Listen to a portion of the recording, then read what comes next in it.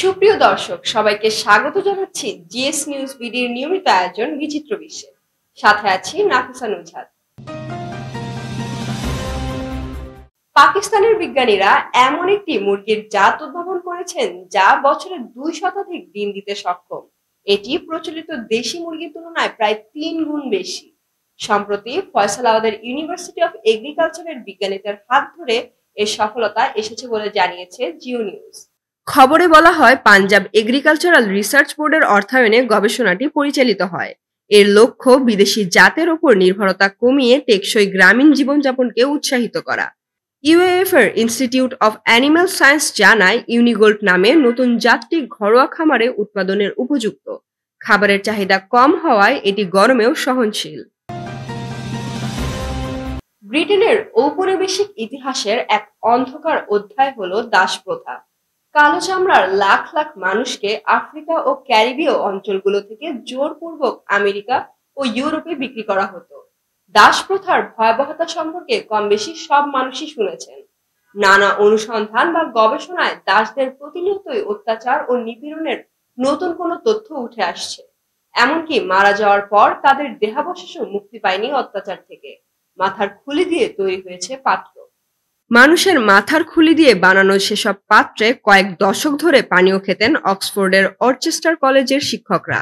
শুনতে অবিশ্বাস্য মনে হলেও ঔপনিবেশিক যুগে লুট করা মানব দেহাবশেষ নিয়ে অনুসন্ধানে এমন তথ্য উঠে এসেছে। ব্রিটিশ গণমাধ্যম দ্য গার্ডিয়ানের খবরে এমন তথ্য জানানো হয়। মানুষের খুলিকে পলিশ করে রূপা দিয়ে হাতল ও চারপাশের নকশা করে অত্যন্ত সুন্দর করে এই পাত্রটি তৈরি করা হয়েছিল। মাত্র 10 বছর আগেও প্রতিনিয়ত এই পাত্র থেকে ওয়াইন খেতেন। পরে ওয়াইন চুইয়ে পড়া শুরু করলে তাতে চকলেট খেতেন বিশ্ববিদ্যালয়ের শিক্ষকরা। সম্প্রতি অরচেস্টার কলেজের পিট রিভার্স জাদুঘরের প্রত্নতত্ত্ববিদ অধ্যাপক ড্যান হিক্সার আসতে চলা নতুন বই এভরি মনুমেন্ট উইল ফল বইয়ে এসব লজ্জাজনক তথ্য উঠে এসেছে। পশ্চিমবঙ্গের বিধাননগর পৌরসভার দেশবন্ধু নগরে একটি ট্রলি ব্যাগ থেকে তরুণীর মরদেহ উদ্ধার করা হয়েছে।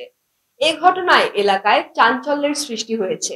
সম্প্রতি একটি নালা থেকে কালো রঙের ওই ট্রলি ব্যাগ ও মরদেহ উদ্ধার করেছে পুলিশ। এদিকে হত্যার শিকার তরুণীর পরিচয় এখনো মেলেনি, তবে তার আনুমানিক বয়স 25 থেকে 30 বছরের মধ্যে বলে ধারণা করা হচ্ছে। স্থানীয় সূত্রে জানা গেছে, মঙ্গলবার সকালে স্থানীয় বাসিন্দারা পার্শ্ববর্তী একটি নালায় কালো রঙের একটি ট্রলি ব্যাগ দেখতে পান। সন্দেহ হলে তারা পুলিশকে খবর দেন।